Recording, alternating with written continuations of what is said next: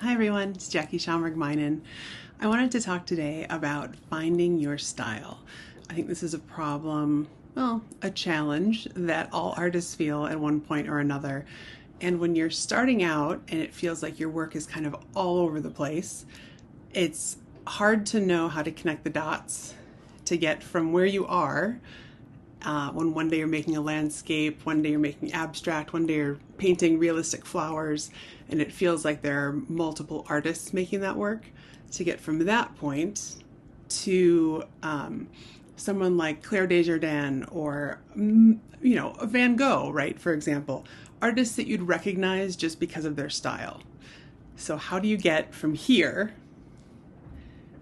to there? I don't know how to become Van Gogh. I cannot tell you that, spoiler alert, but I can tell you what's worked for me. And that's what this video is. So come on over.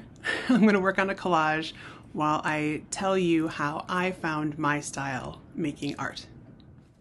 Before we begin, one last quick plug for the Brave Art Creative Wellness free workshop that is coming this Friday, June 14th.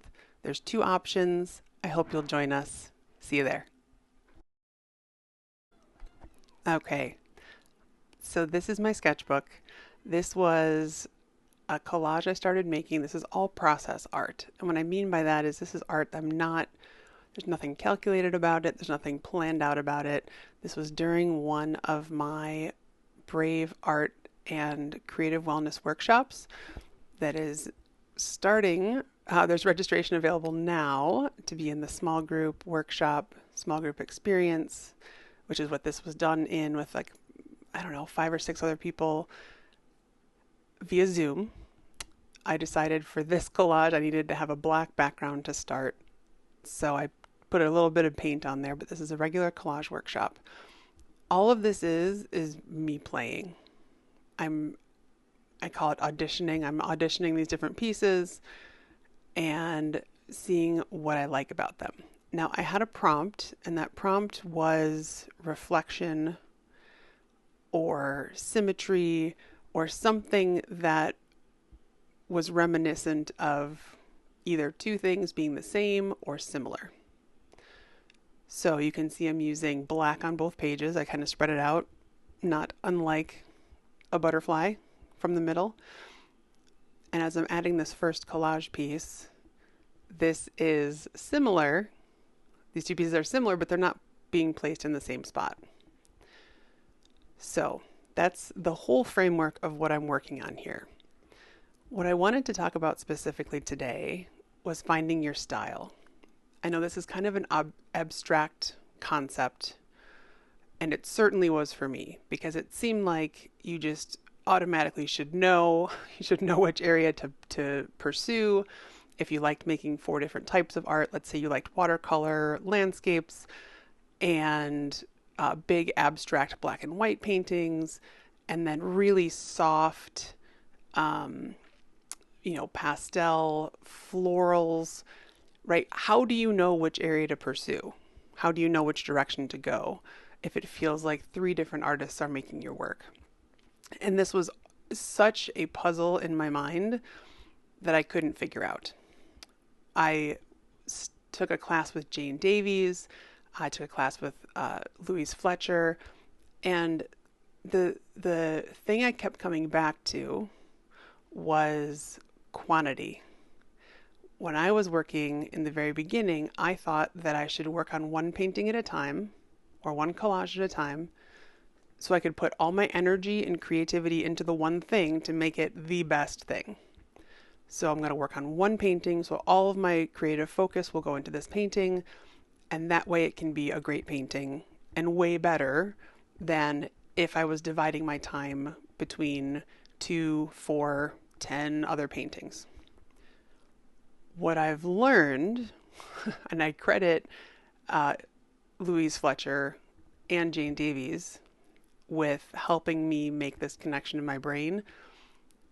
The secret to finding your style, from my experience, is quantity over quality. And that seems super strange to a lot of you right now, I'm sure.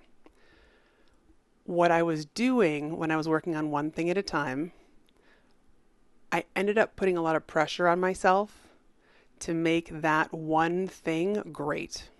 Because now I'm focusing everything I know and all of the skills and abilities that I may or may not have at any given moment, I'm putting all of that on this one painting. So now I've loaded it up. Now it's very hard to start working on this every day because what if I don't make it great? What if I mess it up? There's a lot of pressure there.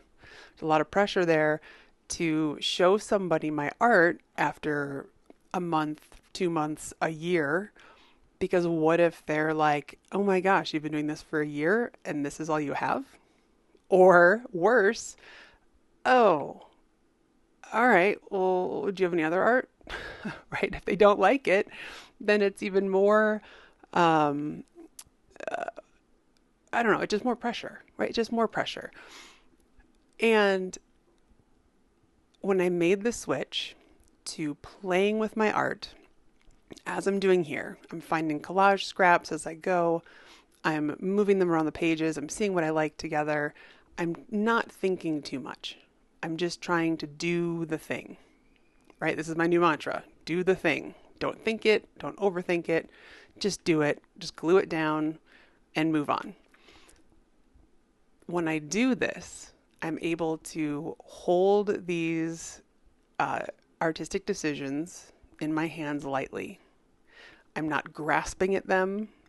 I'm not putting so much pressure on them. Oh, if I glue this down wrong, I'm going to screw the whole thing up. That's not fair. It's not fair to me. It's not fair to my art. So it keeps me loose. It keeps me moving. And it helps me become unstuck from that paralyzing fear of, oh my gosh, I kind of like it right now. I don't want to mess it up. So, show of hands, who gets stuck there sometimes? I certainly do. And the more work I can make that feels free and easy to create, it becomes way more fun. Art is supposed to be fun at its core, in my opinion. The art I make, how about this? The art I make, I want to have fun making.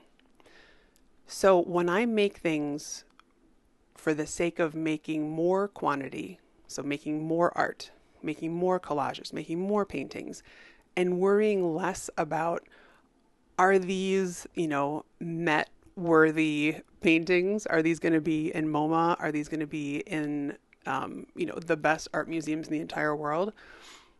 When I'm just focusing on doing the thing, putting things down, seeing how I like them, and moving on, I'm freed up to be myself.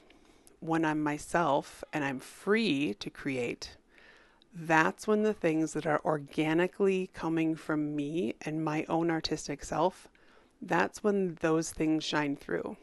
And that, my friends, is your artistic style. That is how you figure out what your art looks like. It's the art that's fun for you to make. It's not necessarily the art that everyone tells you that you're the best at.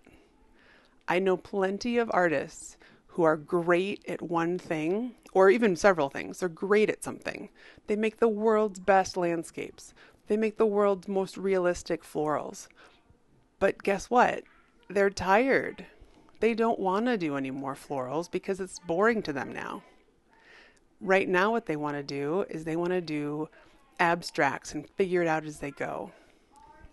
Sure, they can still make the art that everyone else likes and has gotten to know, but it becomes more of a chore. It becomes more of an assignment or something they need to get through, and it loses its luster as, I'm going to play. Because now it's not play for them, now it's just work. And as artists and creatives, I think that it's really important for us to want to do the work we're doing. And if we stop wanting to do it at any point, that's okay. We're allowed to evolve. Find something else you're interested in doing and move on to that. We forget that we don't owe it to anyone to continue making realistic florals. Really.